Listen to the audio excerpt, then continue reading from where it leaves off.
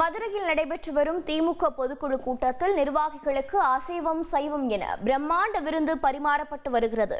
இது பற்றிய கூடுதல் தகவலை செய்தியாளர் சத்யகுமார் வழங்கிட கேட்கலாம். சத்யகுமார் வணக்கம். சைவம் அசைவம் இரண்டிலும் என்ன மாதிரியான உணவுகள் பரிமாறப்பட்டு வருகிறது, விவரிங்க.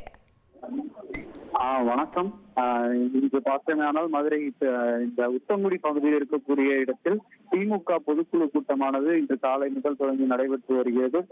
முதல்வர் பார்த்தோமேனால் முக்கிய தீர்மானங்கள் முதல்வர் மேடையில் இருக்கும்போது நிறைவேற்றப்பட்டது. இந்த பொதுக்குழுவை பொறுத்தளவில் கிட்டத்தட்ட 7000 பேருக்கு 22 வகையான அசைவ விருந்து ஒரு புறம் தயார் செய்யப்பட்டுள்ளது. அது மட்டும் இல்லாமல் இந்த கூட்டத்தில் பங்கேற்க வந்துள்ள மற்ற கட்சியை சார்ந்த மற்ற நிர்வாகிகளுக்கும் கிட்டத்தட்ட 22,000 பேருக்கு அசைவ உணவானது தயாரிக்கப்பட்டுள்ளது. குறிப்பாக பார்த்தோம்னால் மட்டன் 3 டன் அளவிற்கு, மட்டன் 2 டன் அளவிற்கு, மீன் உள்ளிட்ட உணவுப் பொருட்கள் தற்போது இந்த கூட்டத்திற்காக சமைக்கப்பட்டிருக்கிறது. குறிப்பாக சொல்ல வேண்டும் என்றால் இந்த பொதுக்குழுவை சேர்ந்துள்ள 7,200 பேருக்கு மேற்பட்டோருக்கு பார்த்தோம்னால் 22 வகையான உணவுப் பொருட்களானது சமைத்து வைக்கப்பட்டுள்ளது.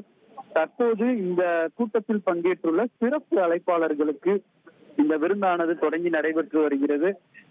அந்த காட்சிகளை தான் நாம் பார்த்து வருகிறோம்.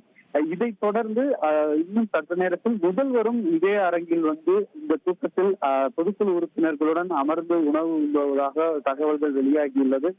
அதைத் தொடர்ந்து இந்த கூட்டத்தை நிறைவு செய்து முதல்வர் மதுரையில் இருந்து சென்னை மூலம் விமானம் மூலம் சென்னை செல்ல உள்ளார். மேலும் சத்யகுமார், முதல்வர் வருவதற்காக என்ன ஏற்பாடுகள் மேலும் செய்யப்பட்டிருக்கிறது? இந்த அரங்கை பொறுத்தளவில் பார்த்தோமேனால் இது கிட்டத்தட்ட ஒரே நேரத்தில் 3000க்கும் மேற்பட்டோர் அமரக்கூடிய ஒரு அரங்காக உள்ளது. எனவே இந்த அரங்கு முழுவதும் குளிரூட்டப்பட்ட அரங்கு. இந்த அரங்கிற்குள் முழுவதுமாக பொதுக்குழு உறுப்பினர்கள் அட்டை வைத்திருப்பவர்கள் மட்டுமே அனுமதிக்கப்படுகின்றனர். அதை விடுத்து இருப்பவர்களுக்கு சுற்றி இருக்கக்கூடிய இடங்களில் தனியாக கூடாரங்கள் அமைத்து உணவு அருந்த அனுமதி அளித்து வருகின்றனர். இந்த இடத்தில் தற்போது முழுமையாக காவல்துறையினர் கட்டுப்பாட்டில் உள்ளது. அதைத் தொடர்ந்து இந்த இடத்தில் இருக்கக்கூடிய இடத்தில் முதல்வர் இந்த பொதுக்குழு உறுப்பினர்களுடன் அமர்ந்து உணவு உண்பதாக தகவல்கள் கிடைக்கின்றன.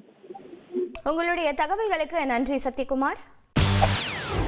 செய்திகளை உடனுக்குடன் தெரிந்து கொள்ள உடனே சப்ஸ்கிரைப் பண்ணுங்க.